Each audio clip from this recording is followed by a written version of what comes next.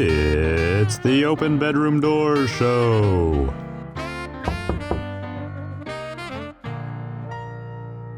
I'm Angela Skurtu, and I open bedroom doors. Hello, everyone. Welcome to the Open Bedroom Doors podcast. I'm your host, Angela Skurtu. This is a segment on the show we call Sex Positions, where I like to talk about and really judge a sexual health topic that I find in the media. And today's sex position topic comes from this really cool, so I watched this show, the Jubal Show, and they do something called the First Date Follow-Up, which I just love. I listen to it in the car every morning. And on May 8th, Kyle and Lindsay came on the show. And Kyle was ghosted because it turns out that his breath smelled like sour cream and onion potato chips. So, first of all, ghosting is this thing that people are doing now where, it's like one little ick thing, one little problem makes you decide, nope, I'm done, never going to see you again or talk to you again. And in this show, the guy, Kyle, was calling in to figure out, why did she ghost me? So people will get ghosted, but they won't even know why or what happened or what did they do? Because, there's no way to learn and get better at it if you don't know. So, they call up the girl and she said, yeah, his breath smelled, we made out, and it sounded like they had, this really great conversation. They sounded like they made out and had fun, but she was just thinking about his potato chip breath over and over again. And here's my problem with you, daters. If you don't talk to each other, how is he ever supposed to learn? This guy, Kyle, was really nice. I'm actually a really good judge of character, and I could tell he was the kind of guy that would do anything, literally anything for her. And she lost her opportunity with him because of potato chips. You can talk to each other and say, hey, just so you know, not a sour cream and onion person. Just when we go on future dates, do you mind not eating chips before we kiss? I want to kiss you. But I don't want to kiss your sour cream and onion chip breath. You can just say it. You can make it playful. If you heard me, I made a cute joke about it. I even made it flirty. But if you don't talk to each other, she swiped left to this really great guy. And what's interesting is when they talked on the show, you could hear him. He was like, yes, I will brush my teeth. I will mouthwash. I'll do whatever. You're losing opportunities with really great guys because of onion and sour cream. These are things you can talk about. Driving me nuts. This is me judging you, but for your own good. Please start talking to each other. Stop ghosting each other and have a conversation. We are always looking for sponsors. So if you are interested in sponsoring the next sex position, please reach out at openbedroomdoors.com and submit a contact form. We will even let you pick the position.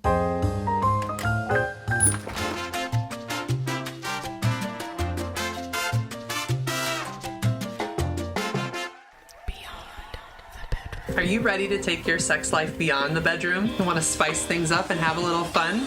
Come join me for my couples retreats. We are taking Open Bedroom Doors to exotic locations and introducing you to fun, sexy new ways to intimately connect with your partner. In a beautiful location, surrounded with serenity, warmth, connection, that beachy vibe. This retreat is your opportunity to say, nope, I'm leaving the kids and work at home, and we're gonna go to a place where we focus on us. We slow down, we get into our sensory experience, and I just want you to ignite your sex life and learn how to really take your sex life from 0 to 100. I'm Angela Skurtu at openbedroomdoors.com, and I hope to see you at my next retreat. With me today, I have Diane McCain. She is a sensual, sexually confident woman who knows the power of variety, the beauty of exploration, and the importance of keeping it real when it comes to desire and connection. Diane, I'm happy to have you here. Thanks. Glad to be here. Yeah, so we're going to talk about a lot of topics, but one of the main reasons I actually invited you today is because I wanted to talk about sex and aging, and you actually put as one of your topics, what does mature sex look like? And so I'm curious, what do you think, how does sex change as we age? Well, actually, the desire for sex doesn't really change, but the mechanics of it is a little different. Because first of all, you're not having sex to procreate anymore. You either have kids or you've made a decision to not have children, and you're at the point where it doesn't matter anymore. And back when you were that age, and things were great. When you were trying to procreate? Right, when you were in the procreation age. Well, and I want to make it clear, too. Like, you can have sex to procreate, but none of you have to have sex to procreate. No. It can be for fun, but it must be nice, like, now that you don't have to do it for procreation, I guess. It's not. It's the strangest things can bring up, like, oh, let's go do this, right? You're probably not worried about getting pregnant anymore, basically. No. Which, we should do a little side note about this, because remember, like, all of our sex education was, don't get pregnant. Don't get pregnant. Right. Well, did you ever have any of that fear of like, I'm gonna Yes. I actually, yesterday I was out to lunch with some colleagues and I raised my glass to the pharmaceutical industry. Thank you for Orthonova. I didn't have any children. They were these people were all just bitching about their kids and everything, and I'm like, thank God. Thank God for birth control. Yes, my sister and I say that a lot. Birth control paved the way for people to have sex for fun, and to not have to do as much of the rhythm method, which really pros and cons. Well, but there's also a prevailing issue with sexually transmitted diseases. That does not go away with age at all. Sure, you could still definitely. Actually, I was just being interviewed for the Senior Moment podcast, and that was something they were talking about. Is that as you age, sometimes people think, oh well, I don't have to worry about pregnancy, but then they forget about. Right. No, you can absolutely still have STDs. Well, right. And those old, I call them the old time STDs, the syphilis and the gonorrhea, they're still prevalent here. And especially, I read an article, especially in senior living communities. Yeah. Right? There's a bunch of people around each other, they're dating, they're having a little fun, and STDs are showing up. Right, that's right. Like, oh my goodness, that's a young people disease. No. So I want to get you thinking, or I'm curious, like, what are some of the things you've had to do to adjust your sex life? Because like when I think of aging, I think bodies change, right? Okay. And so your body's different. Right. So what's changed as you've gotten older, and what have you had to do to adjust sex? Well, the mechanics of sex. I'll start there. I'm a postmenopausal woman. And the vagina is like the Sahara Desert. I used to be Are you like... saying it's getting dry as we get older? Yes, it's you get warm and you get dry. But it's no longer like the Louisiana swamp it was. And so I've had to accommodate that because it's really painful to have intercourse or anything inserted in there if you don't have a sufficient layer of lubrication. So I want to insert a little medical information about this because this is both an entertaining show, but it's an educational show. Absolutely. So menopause, this is a misunderstanding about menopause. Menopause is 1 day, 1 year after your very last period. So when we talk about menopause, we're actually talking about this 1 day where it's like, it's over.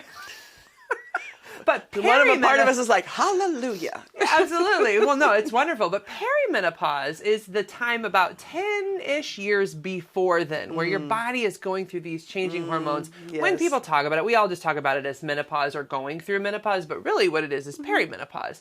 And it can start early for people. So in terms of the dry as the Sahara Desert, I remember as early as my 30s, like I started getting dry and like I was like, what's going on? Like I had a partner who was really good at, I typically pick good partners. I know how to find them. Make them bring their A game. You need to know what you're doing. Like so that's like a baseline for me to date somebody, basically. Absolutely. But like I was still getting dry and I was like, oh, you're entering perimenopause. It's like, it's like, dang it. I thought I was exempt. No. Nope, it happens to all of us. No. So you've had to work with, I guess we'll call it dry vagina. I don't know if that's probably not the clinical term, right, but like DV. DV. We're going to the instead DV. of VD. I got it. Right. So what are you finding yourself needing to do to work with that? Well, as you know, as the anatomy of the female genitalia, there's a lot of lubrication that happens on the inside when you're in your procreation years, and there's a lot that happens on the outside too. Yeah. And so it depends on what I'm going to do, what I want, right? Do I want penetration? Do I not want penetration? If I don't want penetration, then I'll just put it all on the outside and work with it from there. Inside, sometimes I prefer the water-based lubricants in the vagina. and I'm making a very specific difference here, okay? Yeah. It's important for people to know there's water-based and there's silicone-based. Right. So, yes, if we're going to do that, if that's kind of what I'm wanting here, then we'll use that. If if I would like anal penetration, I use olive oil. You use olive oil. Interesting. I haven't heard that. Never quits. You've heard it from Diane, everybody. Olive oil doesn't quit. It doesn't quit. The water-based stuff, every once in a while you got to renew it. Yeah, I've definitely noticed it. And like when I use it, like sometimes it's not strong enough, so I end up using too much, and then it can desensitize the guy a little bit. Like it's not meant to, but like too much lubricant basically. Right.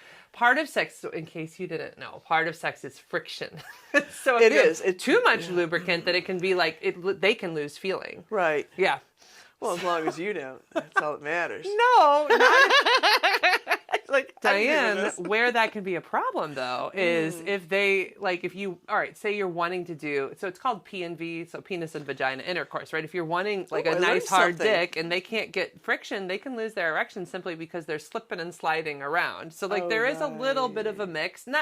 But to your point, I was really grateful, Diane, that you actually mentioned that it depends on what I want. So Diane is like the epitome of like, you have options. There are choices, right? So absolutely. You can have penetrative sex, but like, why don't you tell the world, what are all the ways we could be sexual that are outside of that? Like if you're like, I don't want P&V, but I'd like something else. What are some of the things that are like your options on the table? Well, these little things right here are fantastic, right? I love the fingers, right? They're finging.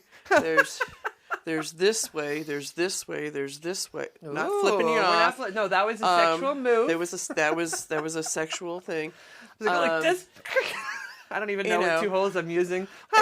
and sometimes, may I use one of your? Absolutely, we have tools at your discretion. This. Please introduce your tool. This is the vulva puppet. So this is just the tips. I want you guys to understand as we go along. I want you to know that there are different tips that I'm going to teach you as a part of this show. And one tip is this is your vulva. So here we go. This is considered the clitoral hood. This is representing the clitoris.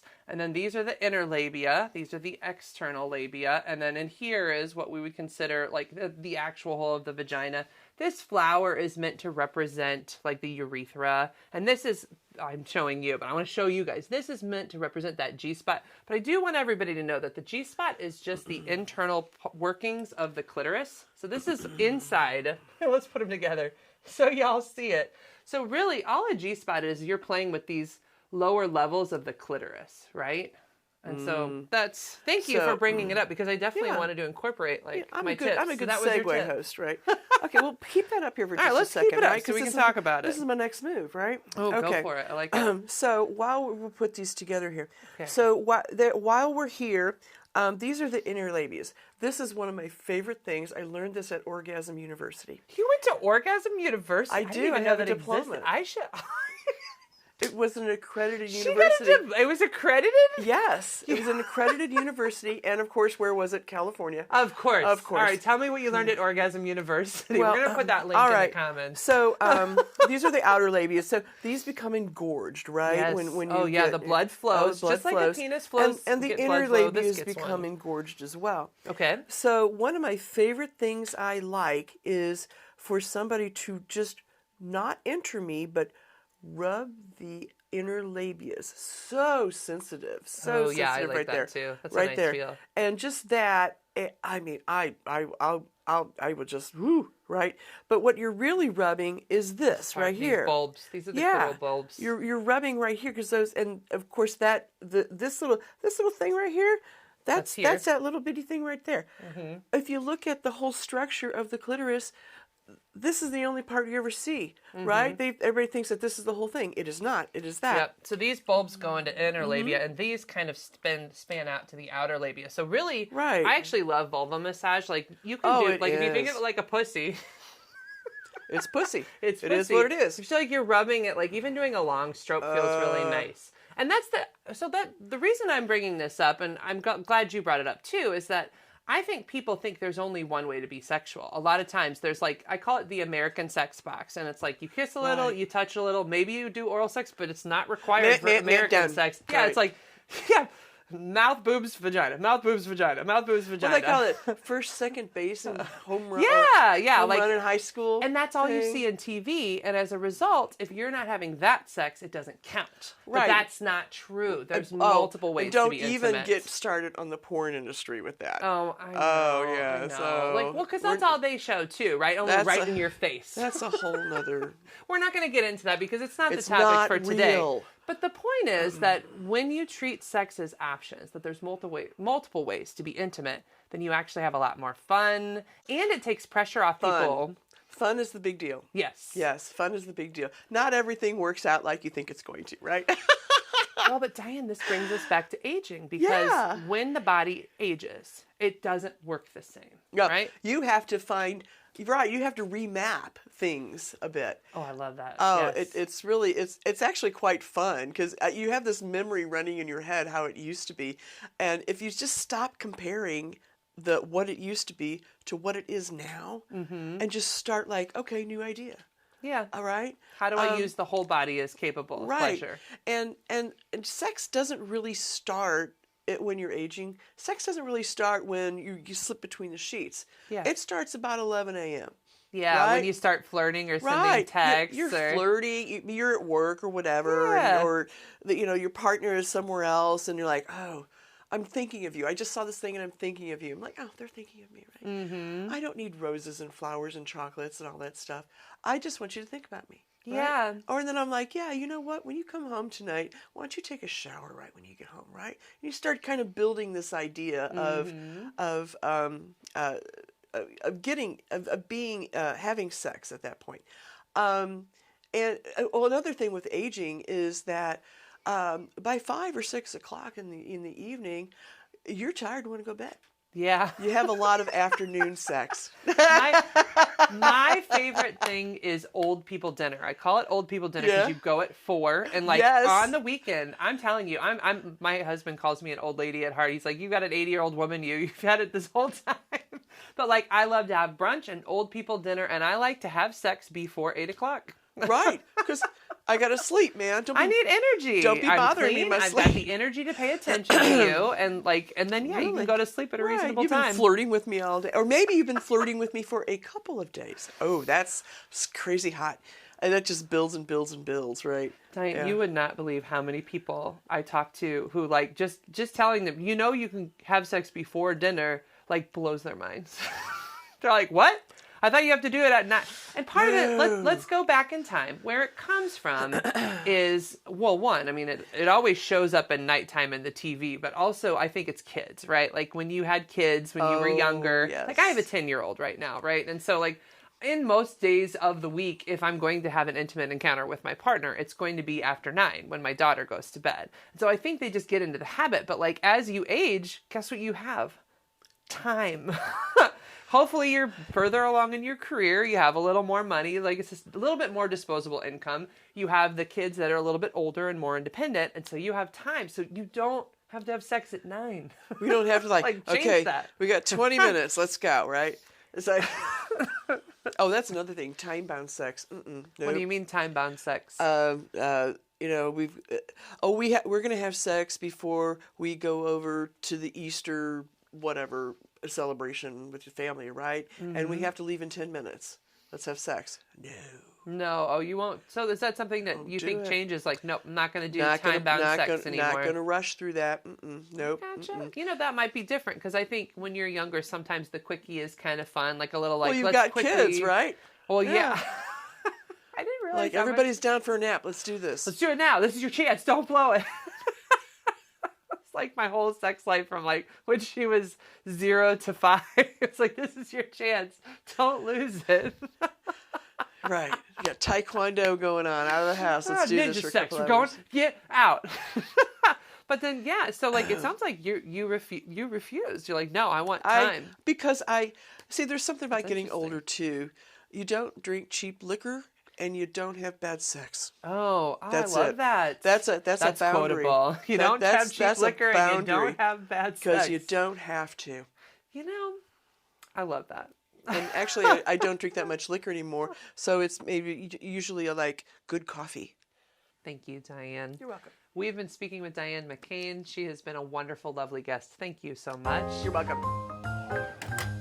That's too spicy. Well, guys, on the Open Bedroom Doors show, we often have content that's a little too spicy for your typical social media platforms. So for those of you who are like, I love everything Angela Skurtu and I want to know all the spicy details, we actually have a space where we put the uncut shows, and it is at patreon.com/openbedroomdoors. So you can subscribe to that channel and get all the behind the scenes, all that spicy stuff that I wasn't able to put in the show. That's too spicy. So I hope you can join me at patreon.com/openbedroomdoors. Keep in mind, that is how you support me. So it is a subscription channel where you have to pay to subscribe, but you are becoming a supporter of me and putting out this awesome content as a result. So please join me for those spicy, spicy things. Want to be a sponsor for the show? So we have all kinds of sponsorship opportunities, from endorsements to sponsoring an entire episode to sponsoring a section of episodes. And if you would like to become a sponsor, please go to openbedroomdoors.com and look for the sponsorship page to become a part of this show. We would love to have you. Now, something cool as well is that we have an event coming up right here at Adventure Unknown called Sensual Bites and Bedroom Secrets. That is happening September 13th from 5 to 8, and we're looking for vendor sponsors. Now, if you become a vendor sponsor for that event, then you can get a whole show where I interview you all about you and your business, and you get to be part of this Sensual Bites and Bedroom Secrets. I have a celebrity guest, chef Terry Jane from Fox 2 News, coming to make you an aphrodisiac menu, and it's going to be an elevated date night. Just think of like dinner and a TED Talk. It's going to be fun. I'm going to teach you some stuff. Oh, and I'm answering sex questions in bed. So if you want to be a sponsor, we have so many opportunities. This is how you support the show and you become a part of something cool, because the show is all about creating sex education for free to like educate the masses. So please visit me at openbedroomdoors.com and become a sponsor. Hi everyone. Every show we answer one of your questions. I get questions from my audience. If you do want to submit one of those questions, please put it in the comments below, or you can submit a contact form at my website, openbedroomdoors.com. So I have with me my BDSM bears, Barry Bonds and Consent Cub. All right, here is today's questions. What are ways to maintain intimacy and a level of playfulness when there are external stressors like work, children, health issues, even reduced energy? That's a good question. So I think this is, at a bigger level, a question about how do you have a good work-life balance. So funny, right? So I'm a sex therapist. You all know that. But as a sex therapist, I spend a lot of time in therapy teaching people about having a quality life, having play that happens every day. So in your life, you need some stress, some mellow time, and some playtime. And I think the big thing that needs to happen is that you as a couple or you as individuals need to learn to play every day. Not just like watch your children play and be like, oh, that's so sweet that they play, but I've got stuff to do. Like that's how we're living our lives in this world, is we are busy, stress, work, kids. That is literally all of you. And it's really impacting your sex life. If you don't have time that's just about relaxing, like you remember those old visuals of like a two older couple rocking on their porch and just hanging out looking at the sunset? That's the mellow feelings. That's like taking time to relax and just be comfortable in your skin. Well, guess what? You need mellow times. You need times where it's not about doing anything. It's just about being. And you also need playtime. You need actual hobbies as a couple that make you have fun. For no reason, for no productivity. I need you to stop being productive and start having fun. And you'd be surprised. People who have fun are more creative, have better, are actually more efficient at work because they have had time to slow down and relax. And so really it's about overall having a good work-life balance. I own St. Louis Marriage Therapy. You can find me at www.openbedroomdoors.com. I'm Angela Skurtu, and please actually submit a contact form if you'd like to get on my email list. I'm Angela Skurtu, and I open bedroom doors. Good night and have a sexy tomorrow.